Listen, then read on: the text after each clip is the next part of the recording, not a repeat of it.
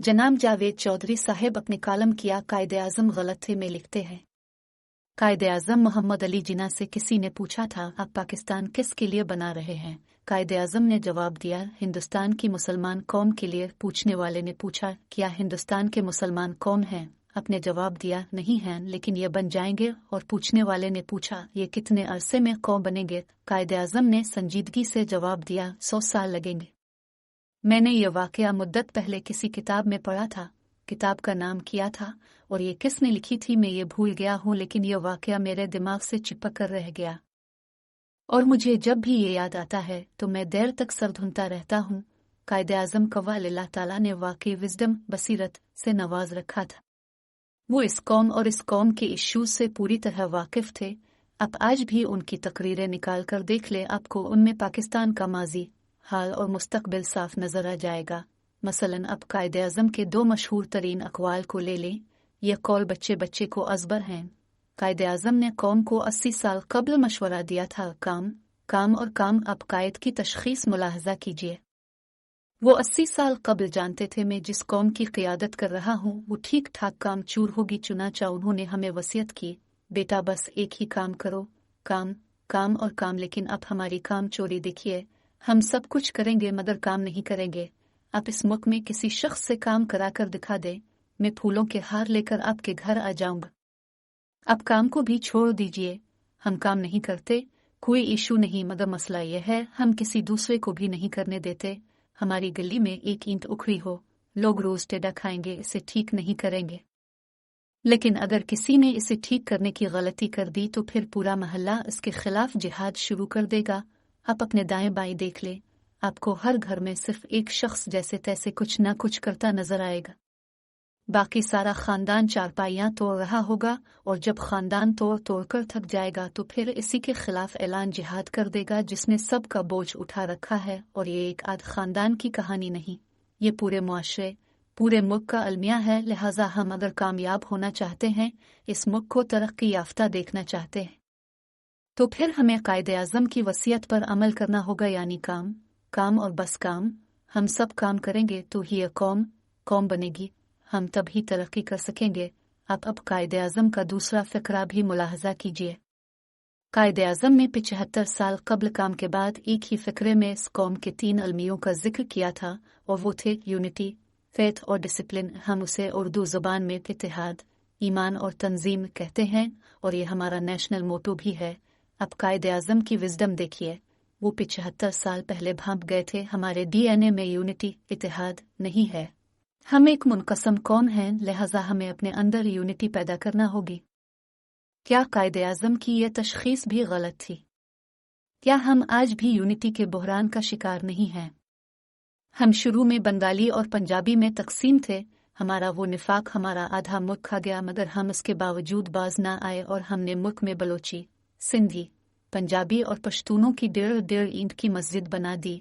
ये तकसीम मजीद आगे बढ़ी और हमने कौम को शिया और सुन्नी और फिर सुन्नियों को भी अहल हदीस, बरेलवी, देवबंदी और वहाबी में तकसीम कर दिया। हमारा कुरान एक है, रसूल भी एक है, लेकिन हमारी मस्जिदें अलग अलग हैं। क्या दुनिया में कोई कौम इस बेइत्तेफाकी के साथ आगे बढ़ सकती है? अगर हाँ तो फिर हमें अपना निफाक गलियों, मोहल्लों और ख़ानदानों तक फैला देना चाहिए, और अगर नहीं तो फिर हमें बहरहाल कायदे-आज़म की तशख़ीस पर गौर करना होगा। हमें लॉन्ग मार्च और सिविल मिलिट्री तकसीम ख़त्म करके यूनिटी इख्तियार करना होगी। आप अब फेथ को भी ले लीजिए। हमने फेथ का तर्जमा ईमान कर रखा है, जबकि इसका असल तर्जमा यकीन होता है। हमने क्योंकि जनरल ज़िया-उल हक के दौर में पकोड़ों, खजूरों और शरबत को भी इस्लाम का हिस्सा बना दिया था, चुनाचा हमने फेथ को भी ईमान डिक्लेयर कर दिया, जबकि असल हकीकत यह है कायदे-आज़म ने कोई इस्लामी मुल्क नहीं बनाया था। अपने सिर्फ एक ऐसा मुल्क बनाया था जिसमें मुसलमानों की अक्सरियत होगी। कायदे-आज़म अगर इस्लामी मुल्क बनाते तो फिर मुल्क के पहले वज़ीर कानून एक हिंदू जोगिंदर नाथ मंडल और पहले वज़ीर ख़ारजा एक अहमदी सरज़फ़रुल्लाह चौधरी ना होते। यह हकीकत है। कायदे-आज़म की नज़र में फेथ का मतलब ईमान नहीं था, यकीन था, और जनरल ज़िया-उल हक के इस्लामी इनकलाब तक सरकारी स्टेशनरी पर फेथ का मतलब यकीन ही लिखा जाता था। हमारे कौमी तराने में भी किसी जगह ईमान, मजहब इस्लाम का लफ्ज़ नहीं आया, ताहम यकीन का लफ्ज़ ज़रूर मौजूद है।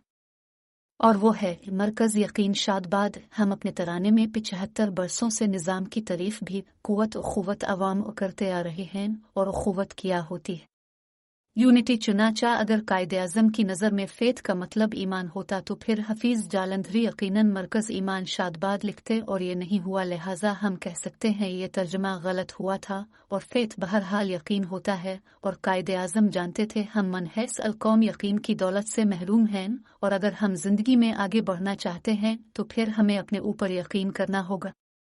आप अब दिल पर हाथ रख कर जवाब दीजिए, क्या कायदे-आज़म की ये ऑब्जर्वेशन भी गलत थी? क्या हम मनहस अलकौम यकीन से महरूम नहीं हैं? आपको अगर यकीन ना आए तो आप किसी शख्स के पास खड़े हो जाएं और आप इससे कुछ भी पूछ लें, आपको इसके लहजे में खोखलापन मिलेगा, वो यकीन से महरूम होगा। आप कल किसी से किसी जगह का एड्रेस ही पूछ लें, आपको चंद सेकंड में पता चल जाएगा हम यकीन पर कितना यकीन करते हैं। कायदे-आज़म की तीसरी तशख़ीस डिसिप्लिन, नज़्म और ज़ब्त था। ये जानते थे ये एक ऐसी कौम की क़यादत कर रहे हैं जो आने वाले दिनों में नज़्म और ज़ब्त के शदीद बहरान का शिकार होगी। लिहाजा आप आज देख ले, क्या हमारे मुल्क में किसी भी जगह डिसिप्लिन पाया जाता है? हम मस्जिदों में भी डिसिप्लिन पैदा नहीं कर सकी। हम आज भी गंद साफ करने वाले को चौहड़ा कहते हैं, जबकि असल चौहड़ी गंद फैलाने वाले होते हैं। लोग अपना वॉशरूम, अपनी प्लेट और अपना जूता भी साफ करना पसंद नहीं करते, और ये कतार में खड़ा होना और अपनी बारी का इंतज़ार करना भी अपनी तौहीन समझते हैं। मैं एयरपोर्ट्स पर साहिब लोगों को देखता हूँ, उनके बोर्डिंग पास और पासपोर्ट भी किसी दूसरे ने उठा रखे होते हैं, जबकि दूसरे मुल्कों में सदर और वज़रा आज़म अपने बैग खुद कैरी करते हैं। ये अपनी गाड़ी खुद चलाते हैं और अपने लान की घास भी खुद काटते हैं। मुल्क में वक्त पर पहुँचना, वक्त पर काम ख़त्म करना और वादे का पास ये मुमकिन ही नहीं। अब वक्त के पाबंद किसी वज़ीर, सेक्रेटरी या बड़े ग़ुलाम अली ख़ान का नाम ले लें, ये लोग गैर मुल्की फंक्शंस में भी वक्त की पाबंदी नहीं करते। अब वक्त को छोड़ दीजिए, अब वज़ीर कानून को देख लीजिए, ये भी कानून की पाबंदी नहीं करेगा। हमारा जज भी खुद को कानून से बालातर समझेगा और स्पीकर भी आइन की पासदारी नहीं करेगा। मुल्क आज भी अफसर और मातहत दो हिस्सों में तकसीम है।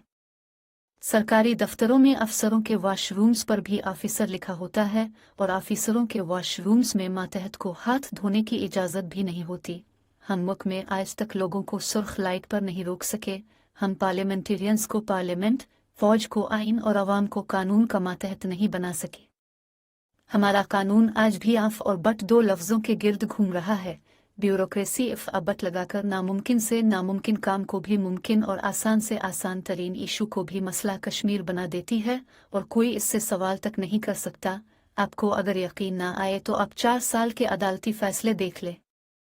एक ही मुकदमे पर एक ही अदालत 3 किस्म के फ़ैसले जारी कर रही है, और मजाल है कोई इस पर सवाल उठा सके। लिहाजा हमें मानना होगा हमारे मुल्क में आलमदीन इस्लाम, पार्लियामेंटेरियन पार्लियामेंट, जज कानून और सिविल एंड मिलिट्री ब्यूरोक्रेसी आइन के डिसिप्लिन में नहीं है। लिहाजा अब फिर खुद फैसला कर लीजिए क्या कायदे-आज़म इस मामले में भी गलत थे। मेरी आजिज़ाना दरख्वास्त है, अब मुल्क में कोई तीर ना चलाएं, इमरान खान को ऐलान मार्च लेकर ना आए, और PDM भी कोई नया पहिया ईजाद ना करे। अब बस कायदे-आज़म के 2 अक़वाल पर अमल कर लें, कौम को काम पर लगा दे और मुल्क में यूनिटी, फेथ और डिसिप्लिन पैदा कर दें। ये मुल्क दिनों में ठीक हो जाएगा, वरना दूसरी सूरत में आप कुछ भी कर ले, हम आगे नहीं बढ़ सकेंगे। और आखिरी बात, इस्लाम दुनिया का वाहिद मजहब है जिसमें सफाई को निस्फ ईमान करार दिया गया। क्यों? क्योंकि हमारा रब जानता था हम मुसलमान गंदे बहुत होंगे, चुनाचा उसने सफाई को ईमान का हिस्सा बना दिया कि शायद हम ईमान तलाश करते करते ही साफ हो जाएंगे, शायद हम इसी तरह अपने हाथ धोकर खुश्क कर लें। आखिर में चैनल को लाइक और सब्सक्राइब करना ना भूलें।